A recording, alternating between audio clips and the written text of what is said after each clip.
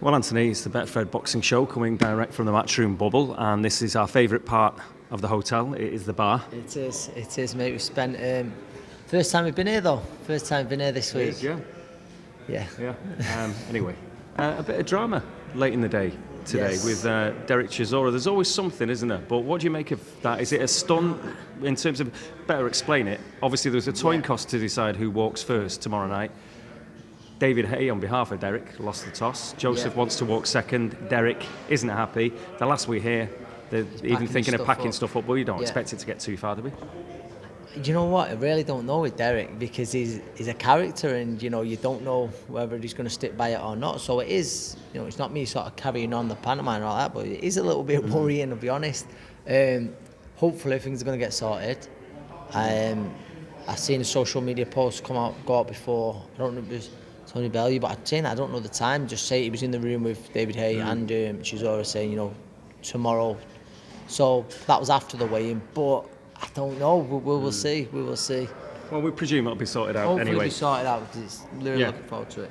Now, the weigh-in, what do you take from the weigh-in? Obviously, you had vested interest in Marcus and in Natasha, but the rest of it, everything, what caught your eye? There was some fighters there, like you say. Listen, it's good even to see, I know he's a little bit heavy, we just walked past before actually, but even very early on in the card, it's good to see Scott Fitzgerald back, but listen, all fighters in great shape.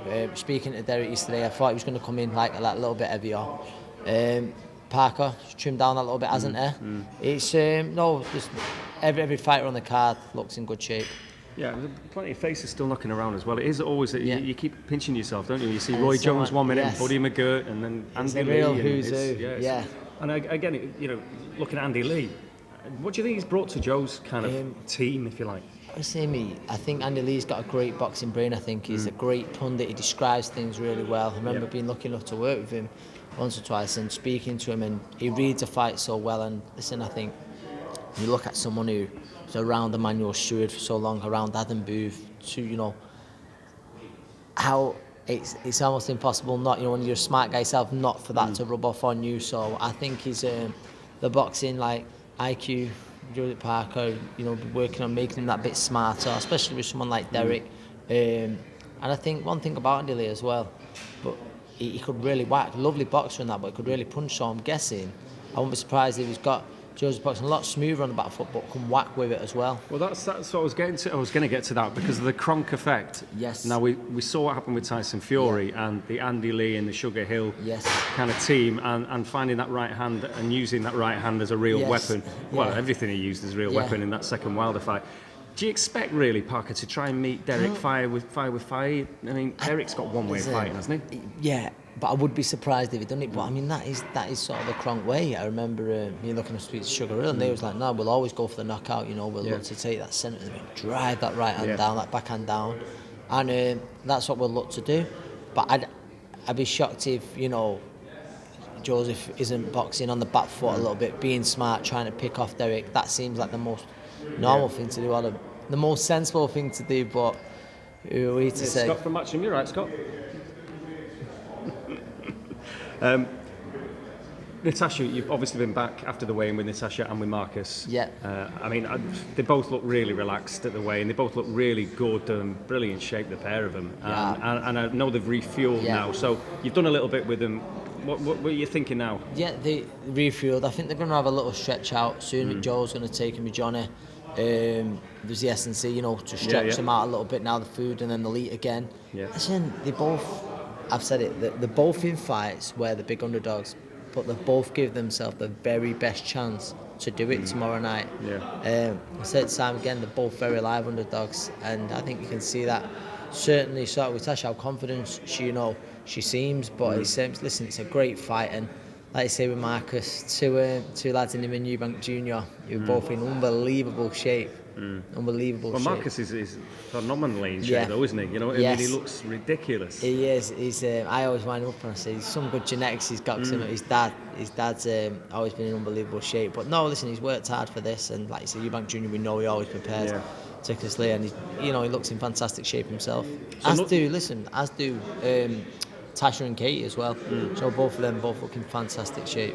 After the weigh-in, it's the last time that people will have a look at people. Sometimes you can change your mind when you see people on the scales, or when you look at body language and you read a lot into this, that and the other. Have you changed anything from this morning where you said Tasha to shock the world against Katie? No.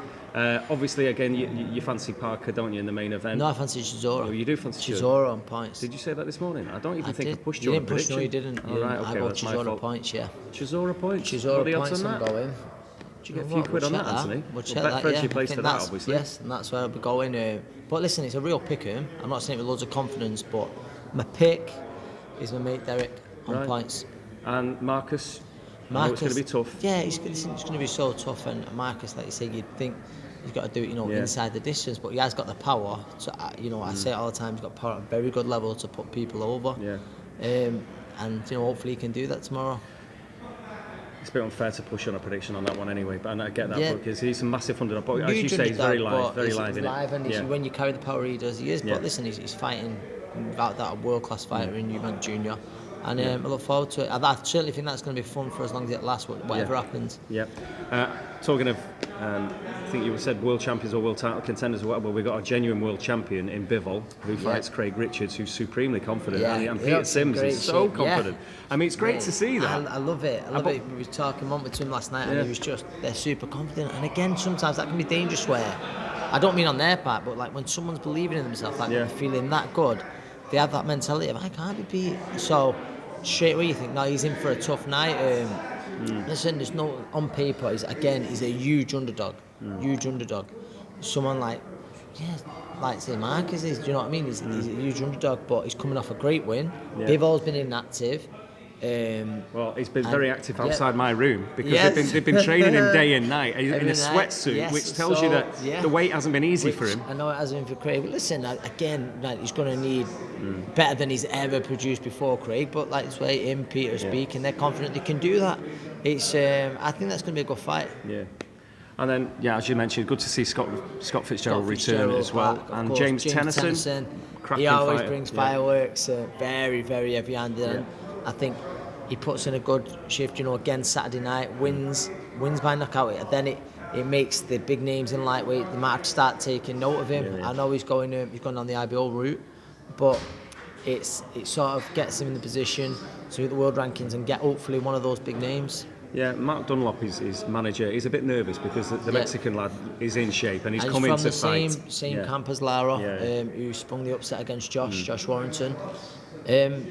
That's, do you know what I mean? He's coming in here to win, there's no denying that. And I think, like I say, James is rarely in a bad fight. You rarely get a poor Mexican coming over on these shores, so it's going to be a good one. And Campbell Hatton, second fight for him, all Manchester derby. It's red versus Levi blue. Dunn, It could be a test. I mean, he's going to have a go, isn't he, Levi? Yeah, Levi will have a go. He's a very tough kid, and he'll have a right go. And I think it's a good fight for Campbell. It's Levi's had an handful of fights, and although he goes on the road, he'll always have a go. And he's been in with some good lads already, so it's a nice little test for Campbell, I think. Nice little test for it too. He's also getting the thing of being in a local derby. I know it's behind closed doors, but still there's that little edge to it. So I think it's a good fight for him, a good learning fight for him. But obviously he's got to come for it. But he seems good. He looked in fantastic shape today, and it'll be good to see him out. Yep. Well, you've become something of an internet sensation, we understand, with your VersaClimber Cheers for that, activities. Dom, So Dom, just get a few seconds on this so I can plug it on my social media, and you actually film me saying it. Everything's fair game in the bubble, Anthony. But, so there goes the discount. There goes the discount. We'll find some other activities for you to show off. Actually, there's no dartboard in this one, is there? We thought I was hoping to bring the Betfred Cup back to the office next week. We're drinking out. It was going to be in the bar later, either red wine or. See if we can sort something out anyway. But this is the bar area, and it's quite weird, isn't it? We're on Shude Hill in Manchester, looking out at everybody going about their business on a Friday evening. They can't see in. It's very privileged actually to be in a bar with draft ale. Of course, especially You're, we're surviving, Dom. We're surviving. We are doing all the necessary precautions as well. I'd like to have, but that'll do for now, I think, for our mini Betfred boxing show.